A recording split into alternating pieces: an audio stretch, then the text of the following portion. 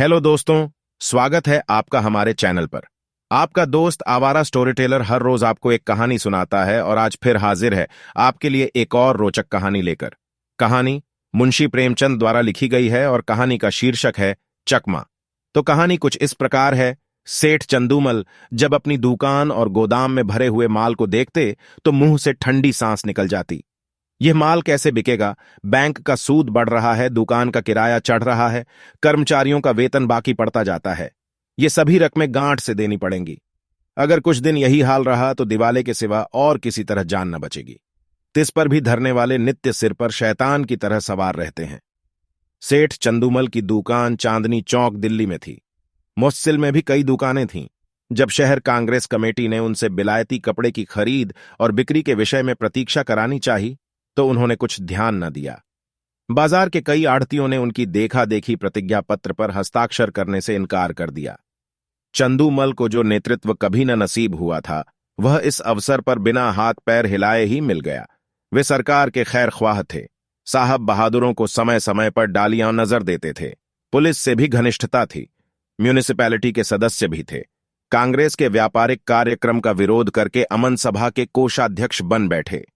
यह इसी खैर ख्वाही की बरकत थी। युवराज का स्वागत करने के लिए अधिकारियों ने उनसे 25,000 के कपड़े खरीदे। ऐसा सामर्थ्य पुरुष कांग्रेस से क्यों डरे? कांग्रेस है।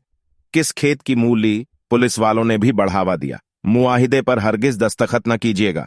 देखें ये लोग क्या करते हैं। एक एक को जेल न भिजवा दिया तो कहिएगा। लाला जी के हौसले बढ़े। उन्होंने कांग्रेस से लड़ने की ठान ली। उसी के फलस्वरूप 3 महीनों से उनकी दुकान पर प्रातःकाल से 9 बजे रात तक पहरा रहता था। पुलिस दलों ने उनकी दुकान पर वॉलंटियरों को कई बार गालियां दी, कई बार पीटा। खुद सेठ जी ने भी कई बार उन पर बाण चलाए, परंतु पहरे वाले किसी तरह न टलते थे। बल्कि इन अत्याचारों के कारण चंदूमल का बाजार और भी गिरता जाता। मुफस्सिल की दुकानों से मुनीम लोग और भी दुराशाजनक समाचार भेजते रहते थे। कठिन समस्या थी। इस संकट से निकलने का कोई उपाय न था। वे देखते थे कि जिन लोगों ने प्रतिज्ञा पत्र पर हस्ताक्षर कर दिए हैं, वे चोरी छिपे कुछ न कुछ विदेशी माल लेते हैं। उनकी दुकानों पर पहरा नहीं बैठता। यह सारी विपत्ति मेरे ही सिर पर है। उन्होंने सोचा, पुलिस और हाकिमों की दोस्ती से मेरा भला क्या हुआ? उनके हटाए ये पहरे नहीं हटते। सिपाहियों की प्रेरणा से ग्राहक नहीं आते।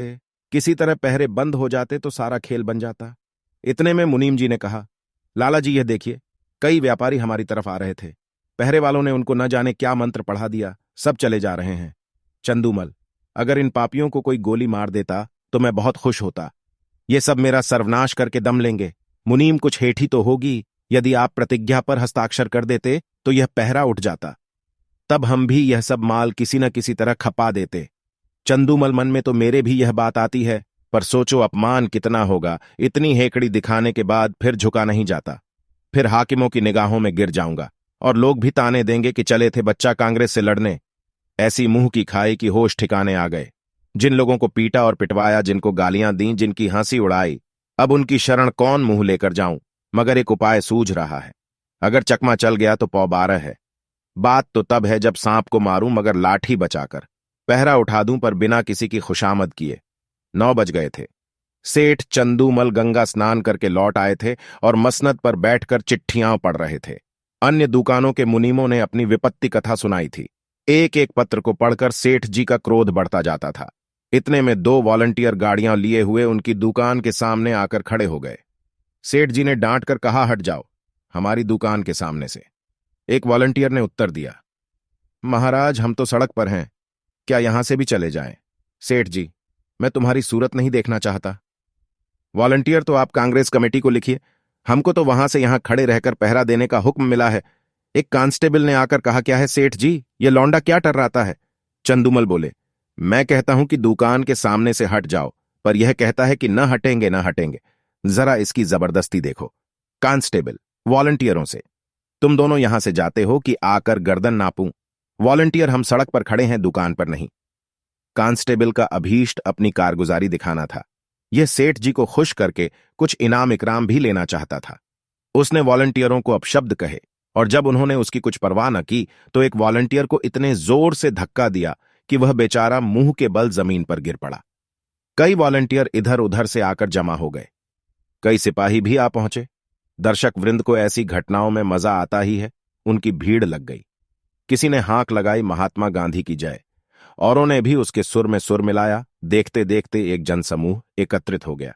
एक दर्शक ने कहा, क्या है लाला चंदूमल, अपनी दुकान के सामने इन गरीबों की दुर्गति करा रहे हो और तुम्हें जरा भी लज्जा नहीं आती? कुछ भगवान का भी डर है या नहीं? सेठ जी ने कहा, मुझसे कसम ले लो जो मैंने किसी सिपाही से कुछ कहा हो। ये लोग अनायास बेचारों के पीछे पड़ गए, मुझे सेंत में बदनाम करते हैं।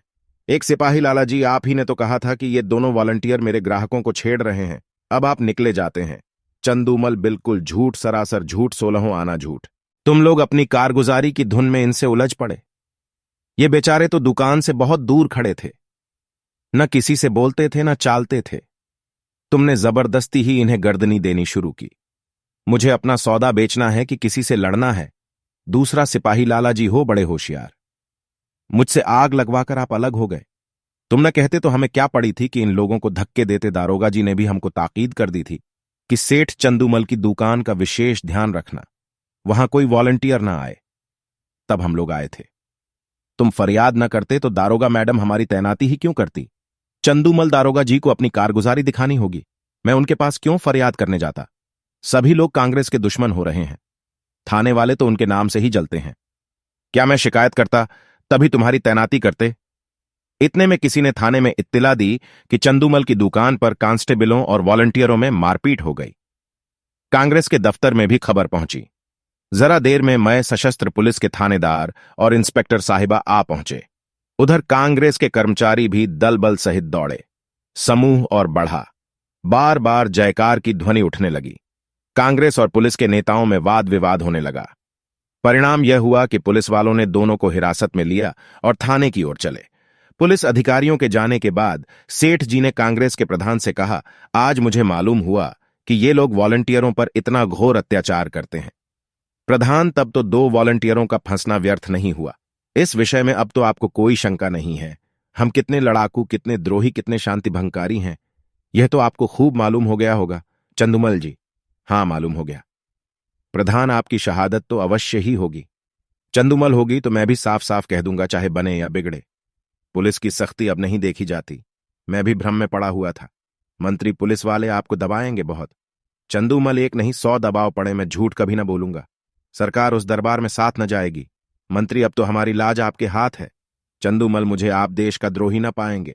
यहां से प्रधान और मंत्री तथा अन्य पदाधिकारी चले तो मंत्री जी ने कहा, आदमी सच्चा जान पड़ता है। प्रधान, संदिग्ध भाव से कल तक आप ही सिद्ध हो जाएगा। शाम को इंस्पेक्टर साहिबा ने लाला चंदूमल को थाने में बुलाया और कहा, आपको शहादत देनी होगी, हम आपकी तरफ से बेफिक्र हैं। चंदूमल बोले, हाजिर हूं। इंस्पेक्टर साहिबा, वॉलंटियरों ने कांस्टेबलों को गालियां दी। चंदूमल, मैंने नहीं सुनी। इंस्पेक्टर, सुनी या ना सुनी ये बहस नहीं है।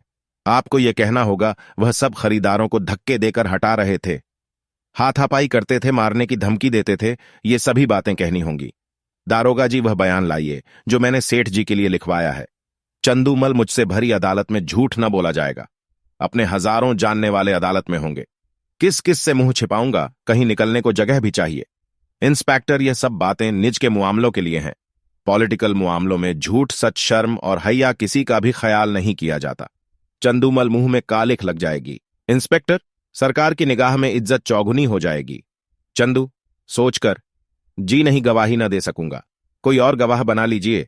इंस्पेक्टर, याद रखिए यह इज्जत खाक में मिल जाएगी। चंदू, मिल जाए, मजबूरी है। इंस्पेक्टर, अमन सभा के कोषाध्यक्ष का पद छिन जाएगा। चंदू, उससे कौन रोटियां चलती हैं। इंस्पेक्टर, बंदूक का लाइसेंस छिन जाएगा। चंदू, छिन जाए बला से। इंस्पेक्टर, इनकम टैक्स की जांच फिर से होगी। चंदू, जरूर कराइए, यह तो मेरे मन की बात हुई। इंस्पेक्टर, बैठने को कुर्सी न मिलेगी। चंदू, कुर्सी लेकर चाटुओं दिवाला तो निकला जा रहा है। इंस्पेक्टर साहिबा बोली, अच्छी बात है, तशरीफ ले जाइए, कभी तो आप पंजे में आएंगे। दूसरे दिन इसी समय कांग्रेस के दफ्तर में कल के लिए कार्यक्रम निश्चित किया जा रहा था। प्रधान ने कहा, सेठ चंदूमल की दुकान पर धरना देने के लिए 2 स्वयंसेवक भेजिए। मंत्री, मेरे विचार में वहां अब धरना देने की कोई जरूरत नहीं। प्रधान, क्यों? उन्होंने अभी प्रतिज्ञा पत्र पर हस्ताक्षर तो नहीं किए। मंत्री, हस्ताक्षर नहीं किए, पर हमारे मित्र अवश्य हो गए। पुलिस की तरफ से गवाही न देना यही सिद्ध करता है। अधिकारियों का कितना दबाव पड़ा होगा इसका अनुमान किया जा सकता है। यह नैतिक साहस में परिवर्तन हुए बिना नहीं आ सकता। प्रधान, हाँ, कुछ परिवर्तन तो अवश्य हुआ है। मंत्री, कुछ नहीं महाशय, पूरी क्रांति कहना चाहिए। आप जानते हैं ऐसे मामलों में अधिकारियों की अवहेलना करने का क्या अर्थ है। यह राजविद्रोह की घोषणा के समान है। त्याग में संन्यास से इसका महत्व कम नहीं है। आज जिले के सारे हाकिम उनके खून के प्यासे हो रहे हैं। आश्चर्य नहीं कि गवर्नर महोदय को भी इसकी सूचना दी गई हो। प्रधान, और कुछ नहीं तो उन्हें नियम का पालन करने ही के लिए प्रतिज्ञा पत्र पर हस्ताक्षर कर देना चाहिए था। किसी तरह उन्हें यहां बुलाइए, अपनी बात तो रह जाए। मंत्री, वह बड़ा आत्माभिमानी है, कभी ना आएगा। बल्कि हम लोगों की ओर से इतना अविश्वास देखकर संभव है कि फिर उस दल में मिलने की चेष्टा करने लगे। प्रधान, अच्छी बात है, आपको उन पर इतना विश्वास हो गया है तो उनकी दुकान छोड़ दीजिए। तब भी मैं यही कहूंगा कि आपको स्वयं मिलने के बहाने से उस पर निगाह रखनी होगी। मंत्री, आप नाहक इतना शक करते हैं। 9 बजे सेठ चंदूमल अपनी दुकान पर आए तो वहां एक भी वॉलंटियर न था। मुख पर मुस्कुराहट की झलक आई। मुनीम से बोले, कौड़ी चित्त पड़ी। मुनीम, मालूम तो होता है, एक महाशय भी नहीं आए। चंदूमल न आए और न आएंगे, बाजी अपने हाथ रही। कैसा दांव खेला, चारों खाने चित्त। चंदू, आप भी बातें करते हैं, इन्हें दोस्त बनाते कितनी देर लगती है? कहिए, अभी बुलाकर जूतियां सीधी करवाऊं। टके के गुलाम है, ना किसी के दोस्त न किसी के दुश्मन। सच कहिए, कैसा चकमा दिया है? मुनीम, बस यही जी चाहता है कि आपके हाथ चूम लें। सांप भी मरा और लाठी भी न टूटी। मगर कांग्रेस वाले भी टोह में होंगे। चंदूमल, तो मैं भी तो मौजूद हूं। वह डाल डाल चलेंगे तो मैं पात पात चलूंगा। विलायती कपड़े की गांठ निकलवाइए और व्यापारियों को देना शुरू कीजिए। एक अठवारे में बेड़ा पार है।